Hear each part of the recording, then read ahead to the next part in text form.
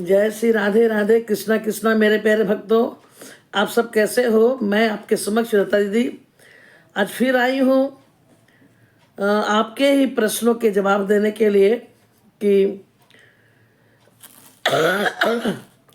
दीपक में फूल बनता तो है,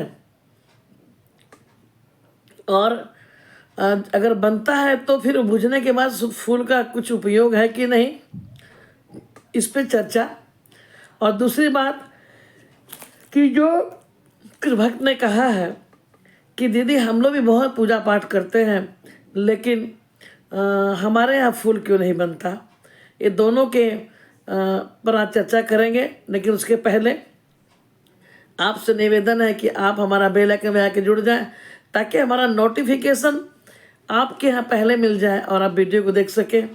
वीडियो को पूरा देखें, अपनों को शेयर करें, और मन में कुछ भी ऐसा प्रश्न हो तो आप बेझिझक हमारे कमेंट करें और मैं आपको जवाब दूंगी अपने नाम के साथ। आप किस शहर में रह रहे हैं, कहाँ से कर रहे हैं, वो भी आप लिख के देंगे। तो मैं जब वीडियो बनाऊंगी तो आपका नाम के साथ शहर के नाम का भी लूँगी। और आपके घर में जो आकृतियाँ बन रही हैं उस वीडियो उसका भी आप फोटो अगर हमें भेजेंगे मेरे व्हाट्सएप पे, तो मैं यहाँ से लोगों को दिखाऊंगी। चलिए इसी पर बात करते हैं। अब देखिए, कुछ लोगों ने कहा कि हम भी बहुत पूजा पाठ करते हैं, लेकिन हमारे यहाँ आकृतियाँ नहीं बनती। देखिए, इस पे आप उदास ना हो, और ना ही आप ये सोचे कि आप पर भगवान रहम नहीं कर रहे हैं या कोई गलतियाँ ऐसी ऐसी कोई बात नहीं है। देखिए, ये जिनके बन रहे हैं वो उनका भी कुछ जरूरी नहीं कि इस जन्म का ही कुछ रिश्ता भगवान से हो। पूर्व जन्म के भी कुछ जो कर्म सत्कर्म आप करते हैं ना, और हम जो करते हैं, और जब माना तन इस जन्म में मिल जाता है तो हमें उसका फल भी मिलता है। अच्छा और बुरा दोनों का फल हमें इस जन्म में जरूर मिलता है। तो जो पूर्व जन्म में बहुत दानी होंगे, पुनी होंगे, भगवान की भक्ति करते होंगे, वैसे लोग के ऊपर भगवान की कृपा बनी है, और इस जन्म में भी उनको ऐसा परिवार मिला, घर मिला, संत सेवा मिला, संतों का संग मिला, घर में भक्ति करने का मौका मिला। तो इस प्रकार उसके पुण्य फलने लग गए, और भगवान की कृपा से वो भगवान का आशीर्वाद स्वरूप उस दीपक में कमल के फूल, गुलाब के फूल और तरह तरह की आकृतियाँ बनने लगी। तो ये उनकी कृपा है। मैं बार बार इसीलिए कहती हूँ कि ब्रह्म मुहूर्त में उठें और अपने भाग को बनाएं।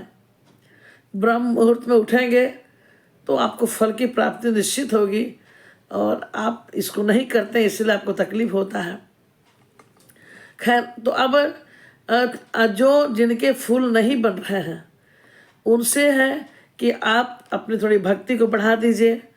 थोड़ा दान, सत्कर्म, पूजा, संतों का समागम, संतों के साथ सत्संग, ये सारे कुछ का थोड़ा समय बढ़ा दीजिए। और देखिए, धीरे धीरे करते करते आपके भी जब भक्ति पक जाएगी ईश्वर के नज़र में, जैसे बच्चा 1 क्लास से लेके 12वीं तक परीक्षा देते हुए आता है, और आयरन गेट होता है 12वीं का, तो मेरे प्यारे उसके बाद ही वो फिर कॉलेज में एडमिशन लेता है। उसी तरह आप भी धीरे धीरे करके 1-2 क्लास करते करते जब आप 12वीं की परीक्षा को पास कर जाएंगे तो फिर कॉलेज में एडमिशन होना ही होना है, यानी कि भगवान का आशीर्वाद निश्चित आपको मिलना है। इसीलिए जिनके हो रहे हैं वो भी और बढ़ा दें, और जिनके फूल नहीं बन रहे हैं वो भी थोड़ी अपनी भक्ति को बढ़ा दें। और सारे भक्ति में सबसे बड़ी बात है कि आप अपने मन को ईर्ष्या, मद और लोभ से बचा के रखें। लोभ, ईर्ष्या, मद, वासना, ये सब जो है यही है आपके जीवन के जो डगमगाने वाले रास्ते को मजबूत कर देता है।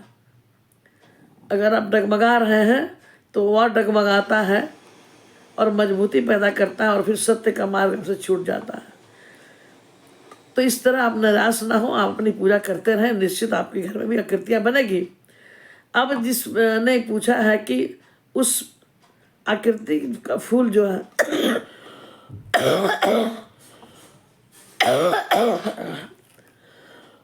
राधे राधे,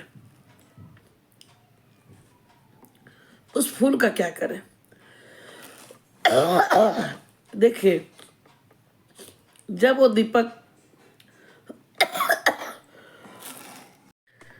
जब दीपक में आकृति बन जाती है और दीपक बुझ जाता है, तब उस दीपक के राख को आप एक बर्तन में या कागज में रख लें, और अगर उसका ताबीज़ के भी टुकड़े से मिलते हैं, ताबीज़ बना हुआ, वो है तो बहुत अच्छा है, नहीं है